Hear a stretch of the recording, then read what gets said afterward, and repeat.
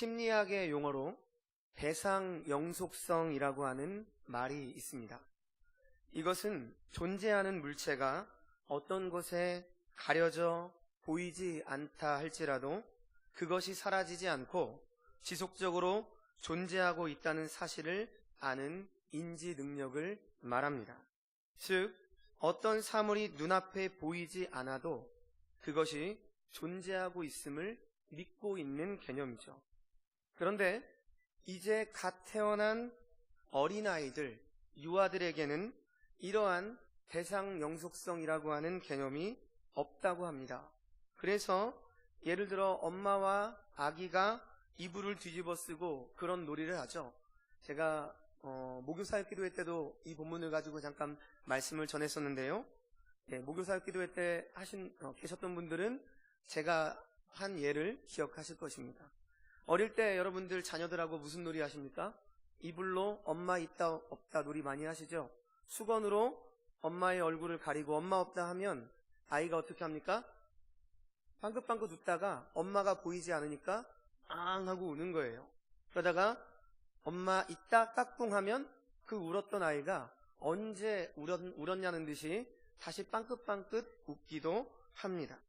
이렇게 눈앞에 보이던 엄마가 이불 속으로 사라지면 아이는 엄마가 사라졌다고 생각하기 때문에 울고, 곧이어 이불 속에서 나타나면 엄마가 있다고 좋아하며 웃는 것이죠. 사실 엄마는 그 자리에 함께 있습니다. 그런데 아이는 대상 영속성이라고 하는 좀 차원 높은 단어로 말하면, 쉽게 말하면 자기의 눈앞에 사라져버리기 때문에 그 존재가 있다는 것을 믿지 못하고 그냥 두려움에 우는 것입니다. 그런데 만약에 이 어린 유아에게 엄마 있다 없다 놀이를 하면 재미가 있죠. 그런데 여러분이 다 큰 자녀들 앞에서 한번 해보세요. 언제 자녀가 왔는데 할미 있다 할미 없다 하면 어떤 반응을 보일까요? 성장한 자녀들에게 엄마 있다 엄마 없다 이러한 놀이를 하자고 한다면 그 애들은 어떻게 생각하겠습니까? 어이가 없겠죠. 엄마가 좀 정신이 이상해진 게 아니냐, 날씨가 추워지니까 2017년도를 건강하게 나셔야 될 텐데 뭐 이런 생각을 하실 수도 있을지도 모르겠습니다. 제가 왜 설교 전에 이러한 말씀으로 시작을 하는가 하면, 바로 우리의 성도들 역시 우리의 신앙생활 가운데에서도 하나님이 있다 없다의 놀이를 하려고 하는 성도들이 의외로 많이 있다고 하는 사실입니다. 무슨 말씀이죠? 무언가 하나님께서 내 삶에 눈에 보이는 어떠한 가시적인 일하심, 어떤 표적, 기적을 행하고 실제적으로 어떠한 큰 일이 일어나는 것 같으면 하나님은 살아계신 분이다 라고 말하지만, 하나님의 표적이 내 인생 가운데 보이지 않고 내 삶 가운데 어떠한 가시적인 현상이나 어떠한 것들이 나타나지 않고 그저 아무런 변화가 없는 것 같은 생각이 들기 시작하면 그때부터는 어떻게 됩니까? 하나님이 없다, 하나님을 믿을 수가 없다, 신뢰할 수 없다라고 불평하고 말하는 것입니다. 바로 이것이 하나님이 있다 없다 놀이를 하는 것이 아니고 무엇일까요? 예수님께서는 요한복음 4장 48절에서 이러한 표적과 기사만을 좇고 있는 세대들에게 이렇게 말씀하셨습니다.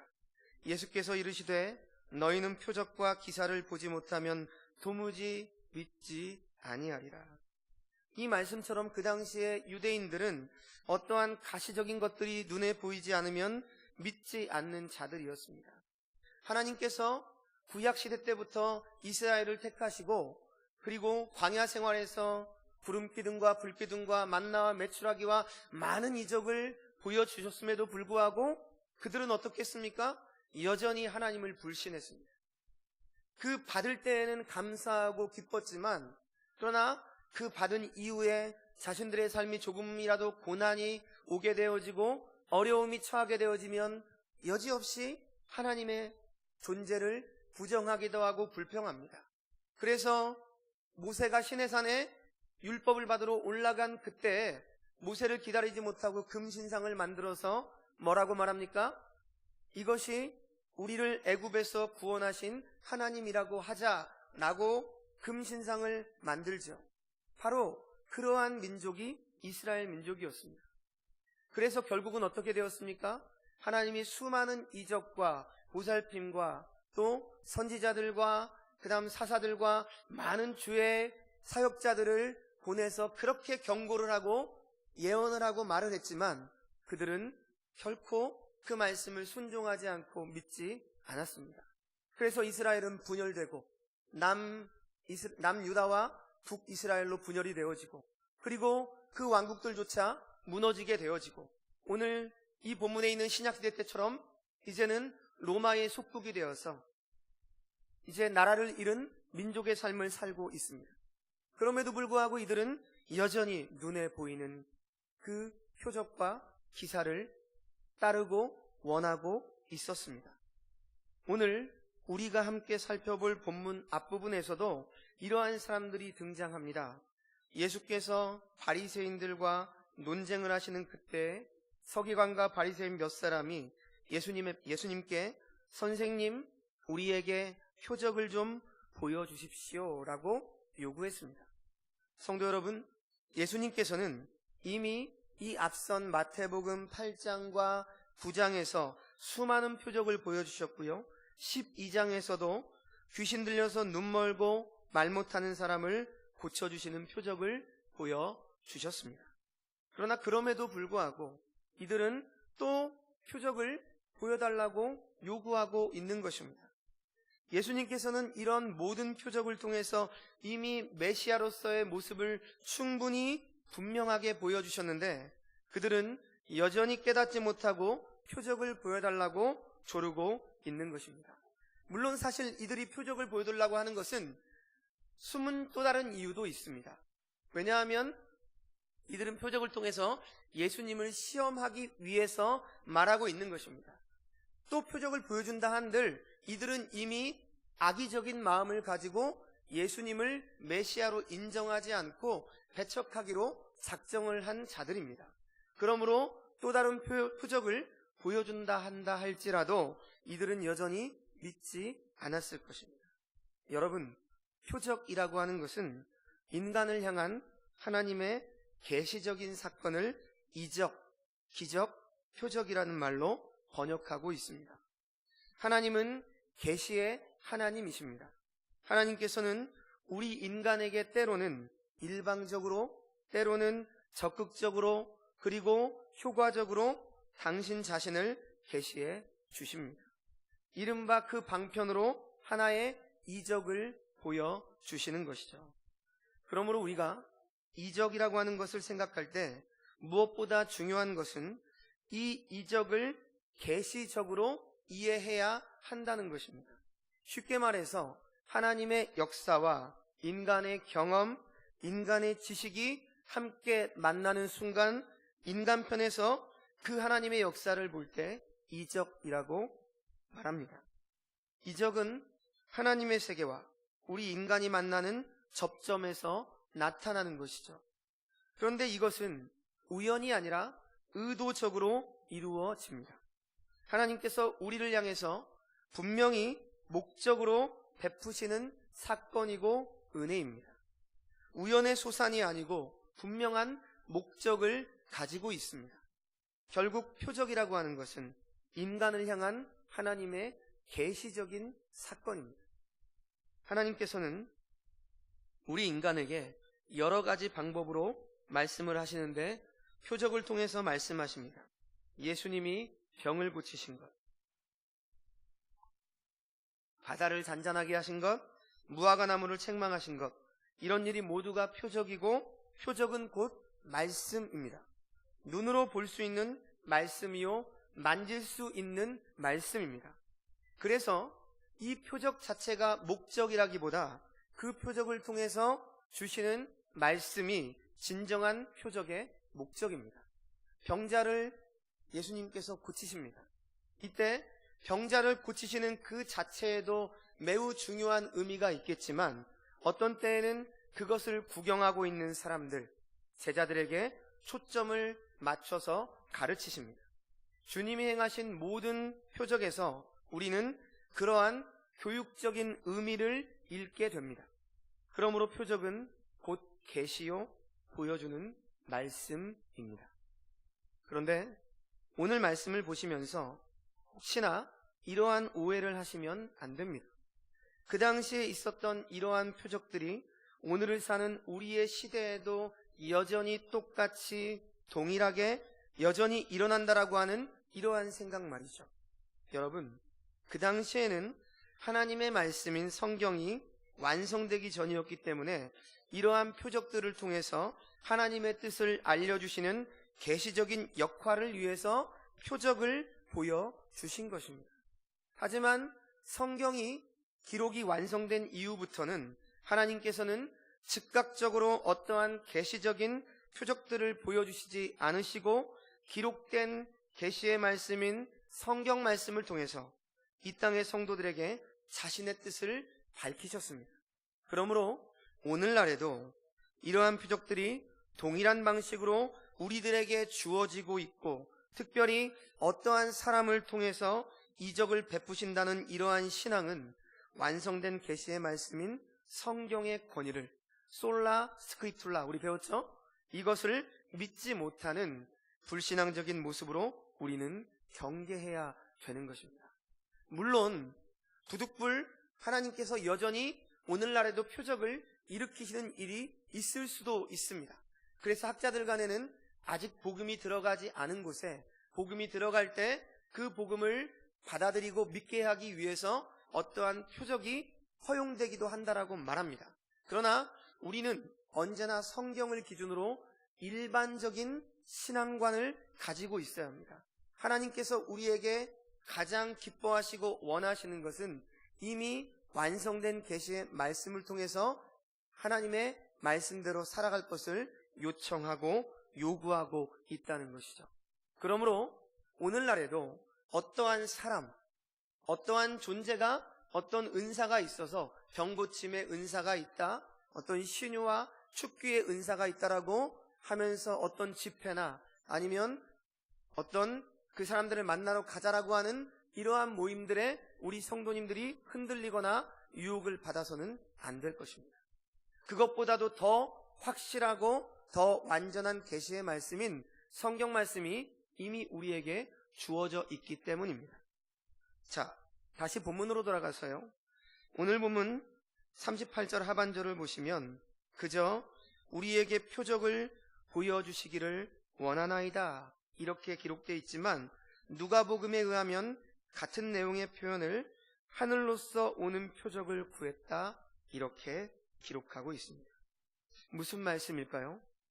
이들은 이미 귀신이 나가는 표적, 그래서 장님이 눈을 뜨고 벙어리가 말을 하는 하나님의 능력과 영광이 나타나는 참된 표적이 바로 눈앞에, 자신들의 눈앞에 전개되었음에도 불구하고 이 표적의 뜻은 받아들이려 하지 않고 이 표적을 통해서 과연 우리가 이 예수 그리스도를 어떤 분으로 생각해야 되는가라는 이러한 묵상과 생각을 전혀 하지 않고 지금 계속해서 다른 표적을 구하고 있는 것입니다.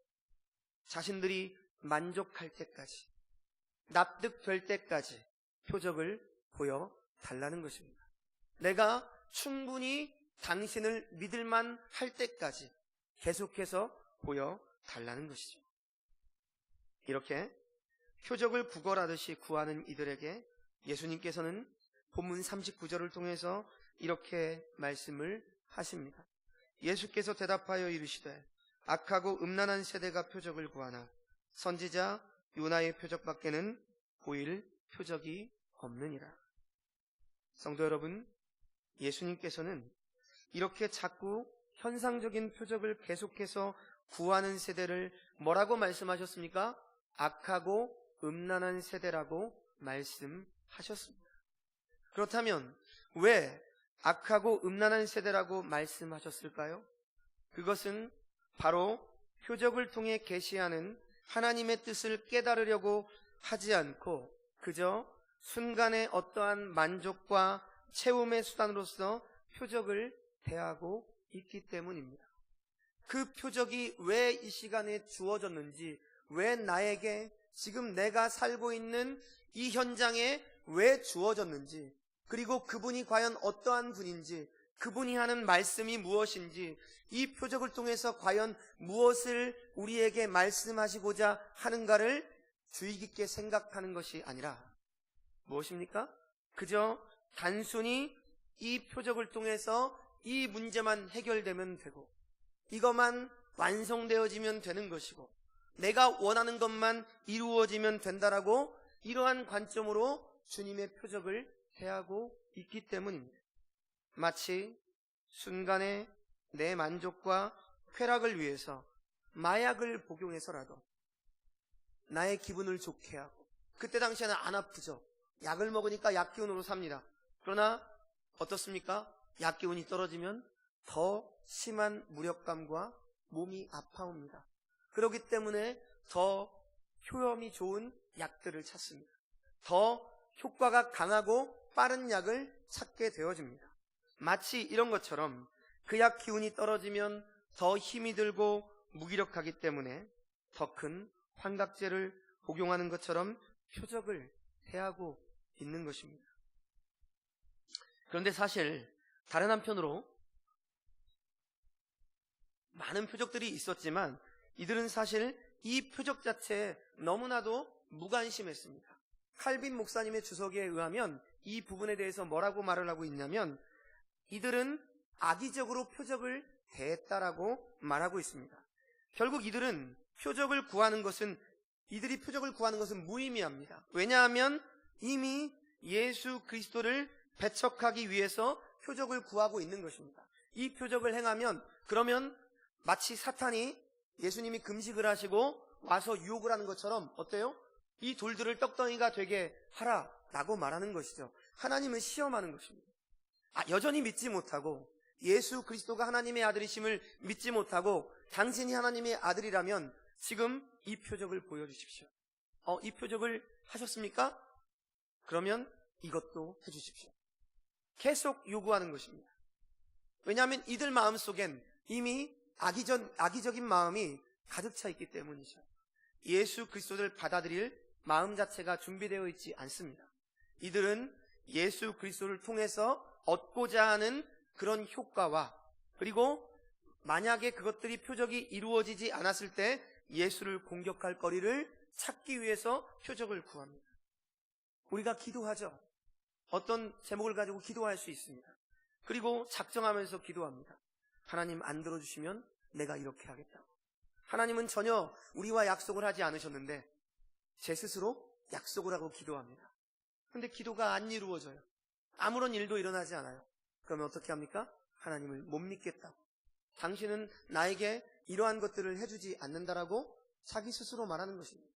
여러분, 이것이 죄송하지만 기도를 하면서도 우리가 악의적으로 기도할 수 있는 것입니다.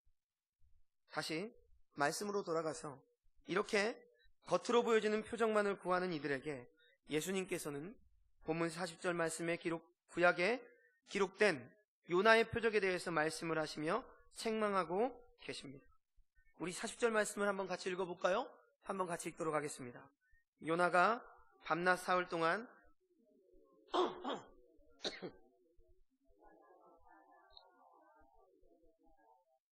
성도 여러분, 예수님께서는 왜 지금 요나의 표적을 말씀하고 계십니까? 그것은 바로 요나가 사흘 동안 물고기 뱃속에 있었던 것처럼 예수님 자신도 사흘 동안 땅속에 있을 표적, 즉 십자가에서 죽으시고 사흘 만에 부활하신 이 표적 외에는 더 이상 너희들에게 보여줄 표적이 없다라고 말씀하신 것입니다. 성도 여러분, 여러분들에게 어떤 표적이 하나님을 믿는 표적이 될 수 있을까요? 그러나 성경은 가장 최고의 표적은 바로 십자가의 죽음과 부활이라고 말합니다. 이 예수 그리스도의 십자가의 죽음과 부활은 어떤 표적도 대신할 수 없는 예수님께서 보여주신 최고의 완성의 표적입니다. 요나의 표적은 마치 그림자처럼 예수 그리스도의 죽음과 부활을 상징적으로 보여준 사건에 불과합니다.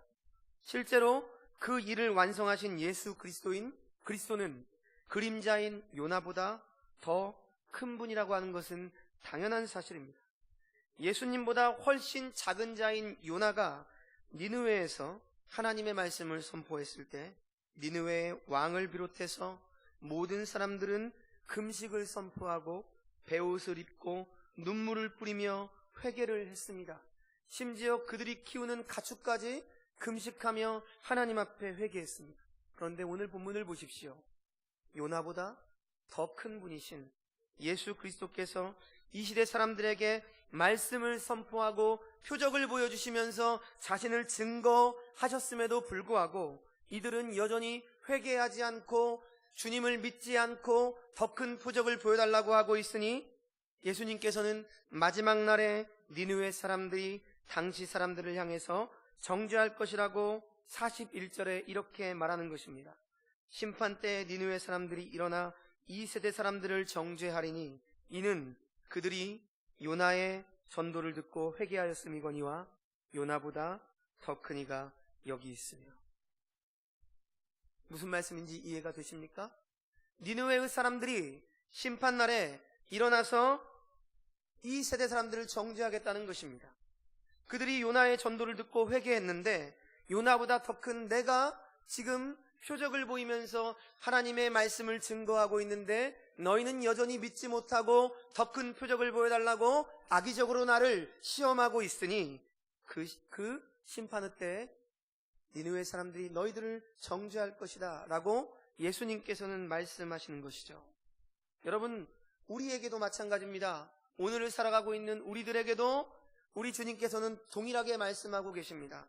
예수 그리스도의 십자가의 죽음과 부활의 그 표적을 믿는 것만으로 우리 인생에 주어진 표적은 다 끝났습니다. 이미 우리를 죽음 가운데 살리셨고 우리를 천국의 백성으로 삼아주셨는데 우리는 그것 외에도 더 많은 표적들을 요구하고 있습니다. 심지어 자질구레한 모든 것까지도, 나의 작은 소원 하나까지도 하나님이 안 들어주시면 내가 하나님을 믿지 않겠다, 내가 하나님을 그렇게 신뢰하지 않겠다, 나 예배 빠지겠습니다. 예, 신방 가면 그런 말씀들을 하세요. 하나님께서 도대체 나에게 해주시는 게 뭐가 있냐고. 제가 말씀을 못 드리죠. 속으로는 말씀을 드리죠. 말하고 싶죠.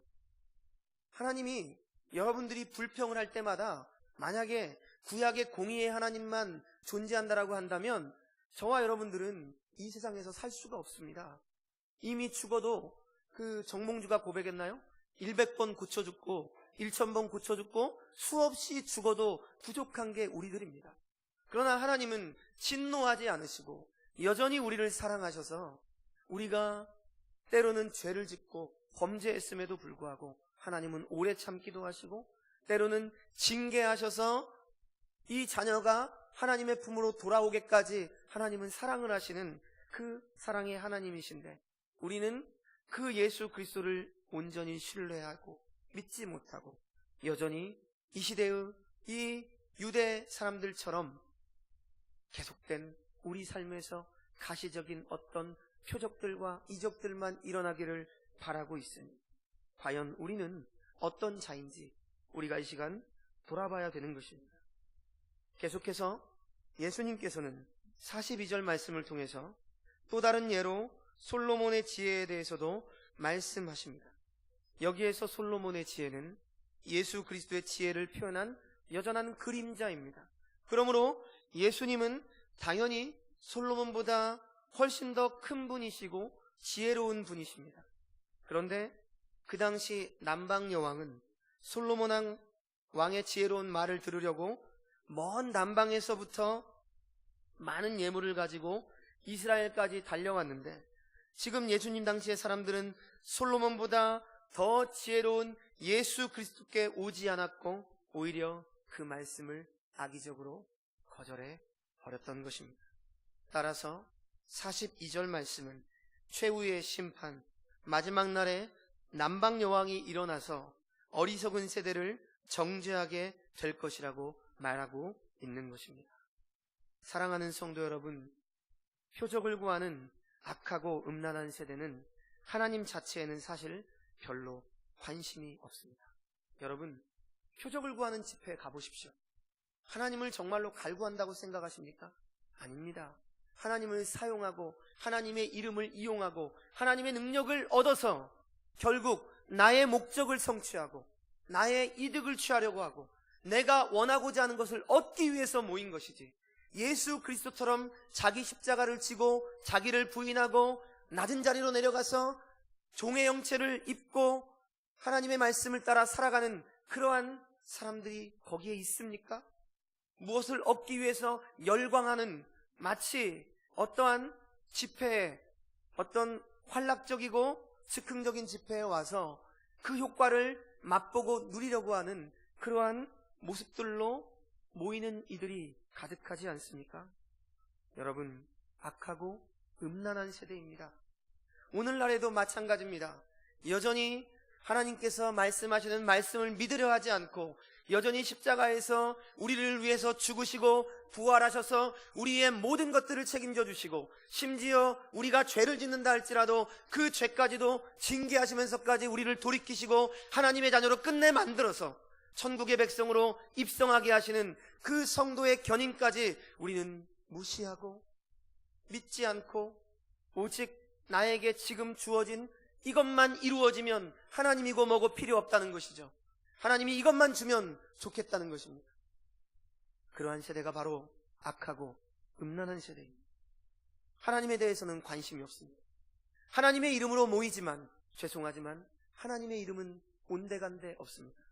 오직 하나님의 이름을 이용해 먹으려고 하는 장사치들만 들끓는 그러한 모임일 뿐입니다. 그저 표적으로 자기의 집을 청소하기에만 급급한 것입니다. 자신의 현실의 문제만 당장 해결되면 그것으로 족한 것입니다. 그 표적과 이적으로 인해서 참된 하나님의 뜻으로 자기의 집을 은혜로, 성령으로, 말씀으로 채우려 할 생각을 전혀 하지 않는 것이죠.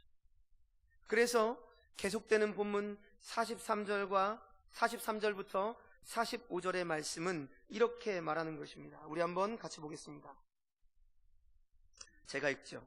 더러운 귀신이 사람에게서 나갔을 때 물 없는 곳으로 다니며 쉬기를 구하되 쉴 곳을 얻지 못하고 이에 이르되 내가 나온 내 집으로 돌아가리라 하고 와보니 그 집이 비고 청소되고 수리되었거늘 이에 가서 저보다 더 악한 귀신 7을 데리고 들어와서 거하니 그 사람의 나중 형편이 전보다 더욱 심하게 되느니라. 이 악한 세대가 또한 이렇게 되리라. 여러분, 쫓겨난 귀신이, 더러운 귀신이 여기저기를 헤매다가 갈 곳이 없어서 자신이 쫓겨난 집으로 다시 한번 가본 것입니다. 그랬더니 이게 웬일이죠? 집이 다른 것으로 채워진 것이 아니라 비어있고 청소도 되어 있고 수리도 되어 있었던 것이죠. 이렇게 깨끗하게 치워진 집의 모습을 보고 그 귀신은 이제 자기 혼자 들어가기가 아까워서 더 악한 귀신 7을 데리고 와서 통거하기 시작했습니다.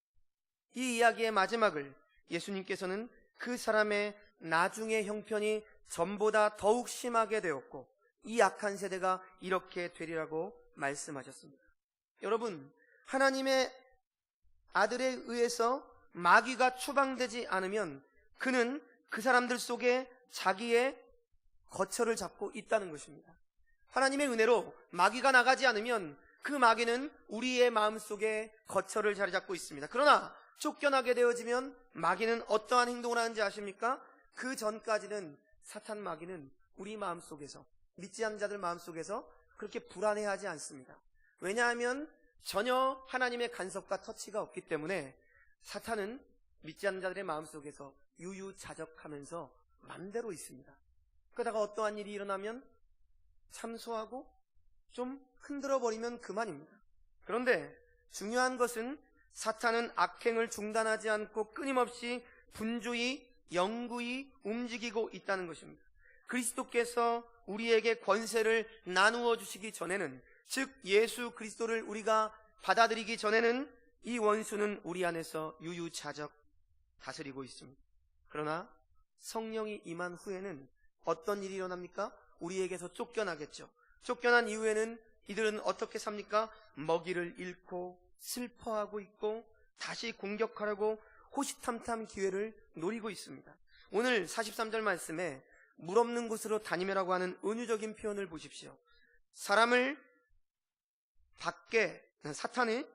사탄에게는 슬픈 방황의 길입니다. 즉 자기가 편히 있던 곳이 예수 그리스도의 성령으로 인해서 쫓겨나게 돼버린 것입니다. 그래서 이제는 물이 없는 곳으로 다니며 쉬기를 구하는 것처럼 지금 곤비하고 힘들어하고 있습니다. 왜냐하면 쫓겨났기 때문이죠. 그런데 웬일입니까? 다시 그 집으로 가보니까 깨끗이 비워져 있고 청소가 되어 있는 것입니다. 그러니까 악한 귀신 7을 더 데리고 와서 나중에 형편이 더 심하게 된다는 것입니다. 사랑하는 여러분, 오늘 말씀은 우리의 신앙생활에 있어서 너무나 중요한 말씀입니다. 그저 단순하게 보이는 표정만, 일어나는 가시적인 어떤 결과들만 우리가 원하고 쫓겨 살다 보면 어떤 경우에는 실제적인 현상적인 체험을 할 수도 있어요. 아주 신비롭고 신기한 일을 경험할 수도 있습니다. 오늘 말씀처럼 귀신을 쫓아내는 것을 경험하기도 할 수도 있습니다. 그러나 여러분, 귀신이 떠난 그 자리가 하나님으로 채워지지 않으면, 성령으로 가득 차지 않으면, 하나님이 주시는 말씀으로 우리에게 심령이 가득 채워지지 않는다라고 한다면 그 빈자리에는 무엇이 다시 들어옵니까? 더 심한 귀신이 자리 잡게 될 것입니다. 욕심을 떠나보낸 이후에 하나님으로, 말씀으로 채우지 않으면 더 큰 욕심이 들어오게 되는 법과 똑같은 이치입니다. 오늘날 예수 그리스도께서 죽음과 부활의 표적을 보여주시면서 사람들에게 진정으로 주시고자 하는 것은 우리의 삶 가운데 과거의 더러운 죄악과 세상의 것들을 다 버리고 청소하고 그 집을 그냥 비우고 있는 것이 아니라 무엇으로 채워야 됩니까? 하나님의 은혜의 말씀으로, 성령으로, 하나님의 역사로 가득 채우고 살아야 되는 것입니다. 하나님으로 집이 채워져 있어야 그 사람은 안식을 누릴 수 있고 다른 악한 세력으로부터 보호받을 수 있는 것입니다. 그런데 우리는 그렇게 하지 않는단 말입니다.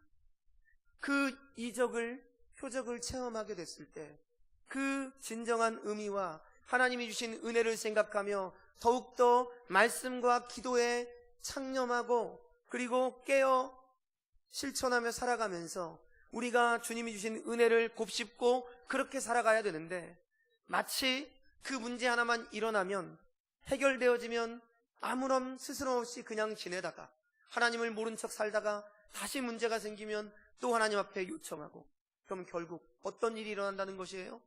우리 마음속에 성령으로 채워지는 것이 아니라 사탄 마귀의 유혹으로 가득 채워져서 우리의 심령은 더 피폐해지고, 많은 이적을 받고 아무리 표적을 받으면 뭐합니까? 생명이신 예수 그리스도를 온전히 만나지 못했다라고 한다면 그 표적은 아무런 의미가 없는 것입니다.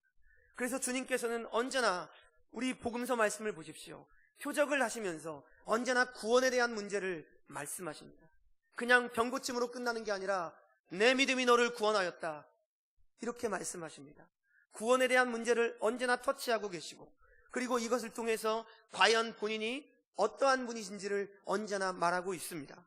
그런데 그 당시에 많은 유대인들과 서기관과 특별히 바리새인들 같은 종교 지도자들은 그러한 예수 그리스도의 표적을 믿지 않았다는 것이죠.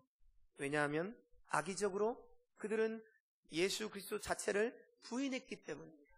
여러분, 예수님을 믿지 않는 자도 심지어 우리 주님께서 위장된 축복을 내실 수도 있습니다. 그것이 하나의 표적처럼 우리에게 보여질 수도 있습니다. 주의 이름으로 선지자 노릇을 하고 귀신을 쫓습니다. 거짓 선지자들도 똑같이 합니다. 그렇죠? 그러나 그들의 열매는 다릅니다. 어떤 열매입니까? 우리 심령에, 우리의 인격에 변화가 생기고, 그리고 어떠한 일들이 주어지지 않는다 하더라도 감사하고, 아무리 힘들어도 견딜 수 있고, 예수 그리스도께서 나를 살리신 그 은혜가 너무나 크기 때문에 내가 지금 힘들어도 이를 악물고 하나님 앞에 다시금 기어서라도 나가는 것이에요. 이것이 신앙입니다.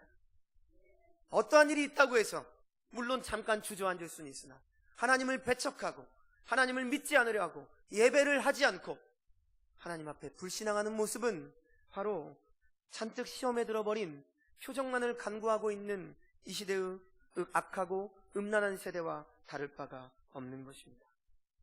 말씀을 마칩니다. 사랑하는 여러분, 표적을 경험한 자들이 모두 하나님의 자녀가 되는 것은 아닙니다. 예수 그리스도의 죽음과 부활의 표적은 모든 사람들에게 선포돼 주어진 것이었습니다. 악한 자든 선한 자든 상관없이 가난한 자든 부유한 자든 구별 없이 유대인이나 이방인이나 차별 없이 주어진 동일한 복음입니다. 그러나 이 표적을 받아들이고 하나님을 주인으로 자신의 마음속에 풍성하게 모신 자만이 참 하나님의 자녀가 되는 것이요 가족이 될 수 있음을 믿으시기 바랍니다. 그러므로 우리는 오늘 말씀을 통해 우리 삶 속에서 가시적인 표적에만 마음을 두는 것이 아니라 언제나 우리에게 말씀하고 계시는 끊임없이 성경 66권을 통해서 우리에게 쉬지 않고 호흡하시며 말씀하고 있는 그 하나님의 말씀을 통해서 우리를 향하신 진정한 하나님의 뜻을 깨닫고 우리에게 이미 보여주신 최고의 완성된 표적인 그리스도의 십자가의 사건과 부활의 사건을 통해서 주님을 바라보고 그 은혜 속에 살아가야 될 줄로 믿습니다.